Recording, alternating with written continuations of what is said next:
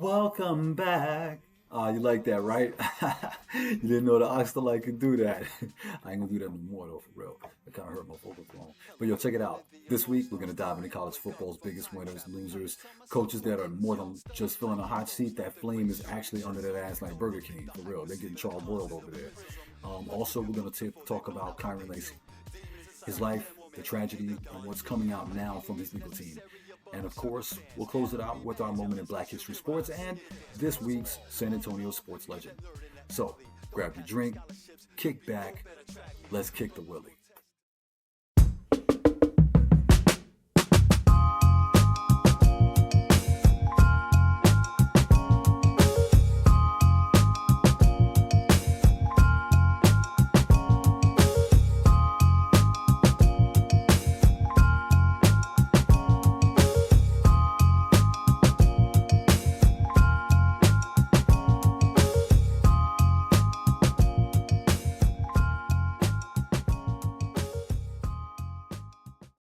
All right, so yo, let's get into it. Week 7 of college football.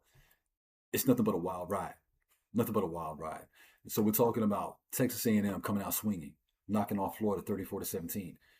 Texas A&M, crazy, right? Crazy, but they are here and they are real. Okay, I will say that from testament of the eye candy, they are real. The Aggies, look like they really found that old school rhythm. Offense clicking, defense shutting down the run, making major statements in the SEC. But we're getting into the meat and potatoes of the season, getting into the meat and potatoes of the schedule. Now we're gonna find out who is who. Meanwhile, oh shit, this is crazy to even say. Northwestern stuns Penn State 22-21. That's a 1 point thriller that might be the biggest upset of the year, shaking up the playoff picture. Now I understand they lost to UCLA. That was pretty bad. But come on, man. Northwestern is like Chokey Dope Middle School of Big Ten football, right? Like, come on, man. Everybody beats Northwestern. And damn, damn. You're talking about shaking up the playoff picture, man. Like, I don't know what the rankings are going to look like, coming up, but it's going to be crazy. Over in the ACC, Florida State fell again. Florida State fell again. Ain't no, shut the fuck up. Shut the fuck up. That shit is not happening. Because right now, the shit looks terrible. Pitt is not a bad team, but I don't think that they should have held accountable to Florida State considering what Florida State did early on in the year. Dealing with Bama. I mean, it's like they had a hyped up mentality against Bama and then just went to hell. Meanwhile, Bama's escalating on the other end. It's just the parody of college football, y'all. Because we got to remember, even though these dudes are fucking huge, these are still 18 to 21-year-old kids, right? And sometimes they're not going to get it right. I feel that the transfers are making it a little more difficult for the blue blood schools because typically the blue blood schools have players that have been there for a long time, understand the road to success and exactly what it takes. But when you're a transplant, what do you really know and understand about what goes on inside that university, inside that locker room, and what it means to wear that jersey? Because now you're just here for a paycheck. And I think that's something to show all over the place. And it's like my man Duquan said yesterday, man. It just looks like players are being paid and they are doing Pete Rose type shit. You feel me? Real talk. Um, I think that Mike Norvell got to go. James Franklin is gone. I'm glad he's gone. Penn State has had too many opportunities, man, with a fan base that is, wow, they look like the Kansas City Chiefs out there. For real, that fan base is insane, especially when they do that whiteout, right? Now you lose to Northwestern, again, Chokey Dope Middle School, and yeah, you deserve to be fired. Now, the fucked up situation about that is this motherfucker's going to get fired and still make $49 million. They won't stop paying that motherfucker until 2036. He's going to get paid for 11 more years. Man, I thought Bobby Bonilla had the best sports contract on the ancillary end because he got paid $20 million for I'm sorry, $1 million a year for like 20, 25 years or something like that. This is wrong. James Franklin shouldn't take that money. Considering how you could not ever beat a top 5 FBS team, you should not take that money. You are selfish, self centered, egotistical, wannabe black looking motherfucker. You sorry piece of shit. That's all I got to say about that motherfucker. for real. So Trent Dilfer, UAB, not looking real good. I think he deserves another year. He's got talent. He just needs to develop it. Napier, same situation in Florida. He's got talent. He just needs to develop it. I don't think he's a bad coach. I don't think he has a bad system. It's just the people on the sideline with him. I think he needs to probably revamp his coaching staff, get some better assistant coaches in there, bring in a couple of ex-pro players because that seems to make a difference on the college level. Look at what it's doing for Dion, right? Look at what it's doing for Eddie George over there in Bowling Green. It just seems to resonate because these are the guys that have done it in a proven fashion. And I think these kids really like to learn from ex NFL players. Unfortunately, it's not looking the same way in Carolina.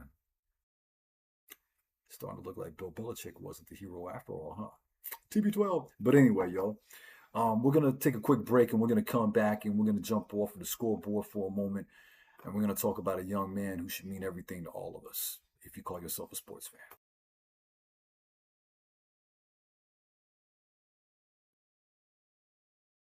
Now, family, I want to take a moment to step away from the scoreboard, like I said, and talk about a brother that we lost far too soon, too young, and that seems to be the story too often.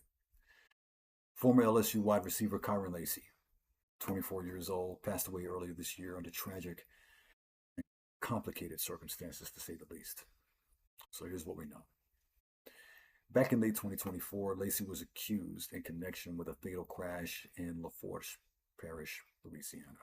A 78-year-old man, Herman Hall, unfortunately lost his life in that incident, and police said that Lacy's reckless driving caused a chain reaction crash. This is not true. This gentleman was at least 72 to 73 feet away from the accident, and he was not even in the same lane that the accident occurred in. His lawyer, Matthew Ory, fought that story hard, and he really did, and big up to that man.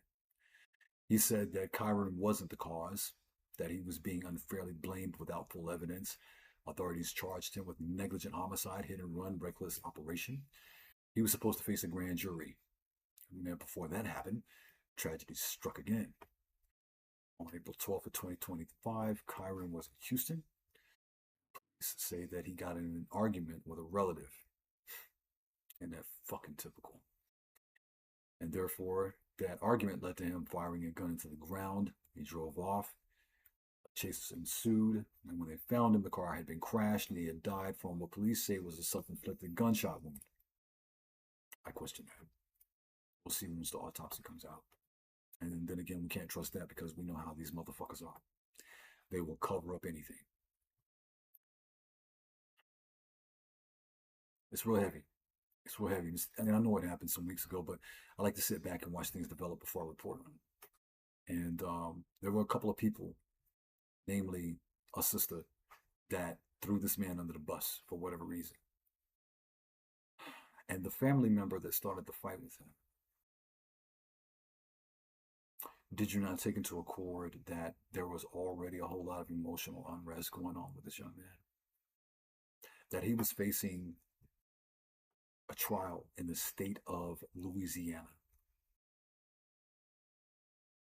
where he's being falsely accused.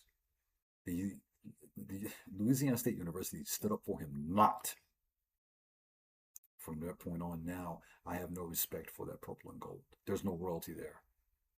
Obviously, there's no loyalty. And so this young man took his life, so they say. Regardless of how it happened, people need to realize something, man. These are children playing a game, trying to make it to the next level to get paid, or trying to earn a degree to get paid. This Louisiana state police officer said he was driving nearly 90 miles an hour, said that he was passing cars illegally before the crash. But see, here's the thing, an internal review by the DA's office said that the report, of course, had major gaps. He had already re-entered his lane before the collision even happened. So now we got conflicting stories. Nonetheless, we got a young man's name dragged through the mud. No more chance for him to defend himself. His lawyer said it best that Kyren was painted guilty before anyone heard the facts.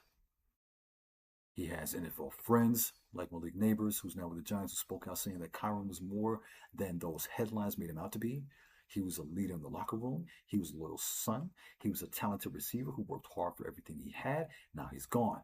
And that's not just about one player. Okay, let me make sure all y'all understand that. It's not just about one player. It's about how fast public judgment can destroy a person before the truth is told.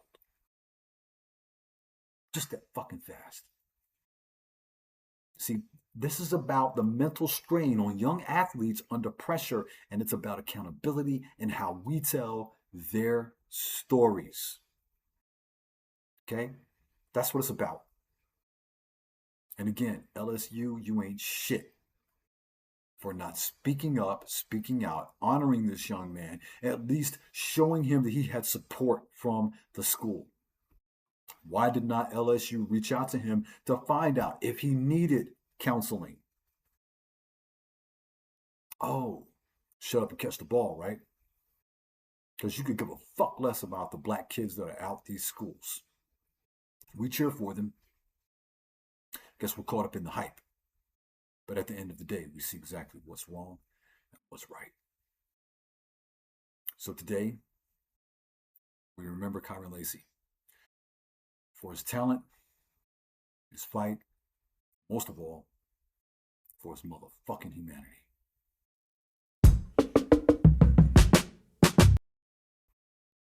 Welcome back.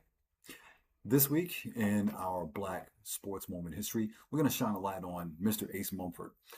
Mr. Mumford is a true legend in college football, and in 1898, Mr. Mumford was born. He coached at Texas College and then at Southern University, where he built one of the most dominant programs in historically black college university history.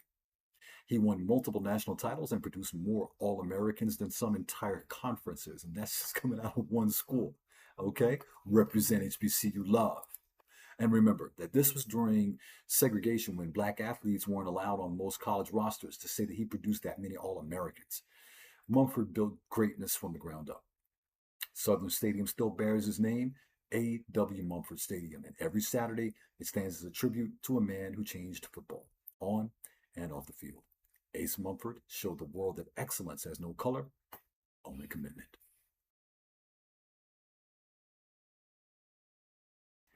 And now, let's bring it home to the Alamo City. This week's San Antonio sports legend is Coach Papa Joe Cortez. Papa Joe was one of the winningest high school basketball coaches in San Antonio history. A mentor, a motivator, and a man who built players into leaders. He coached for decades, shaping young men who went on to college ball, coaching, and businesses. Everyone who came through his program will tell you the same thing. Papa Joe taught discipline, family, and faith. He recently passed away at the age of 94, leaving behind a legacy that still echoes in the gym, every gym in this city. Salute to Papa Joe Cortez, a real one, gone but not forgotten.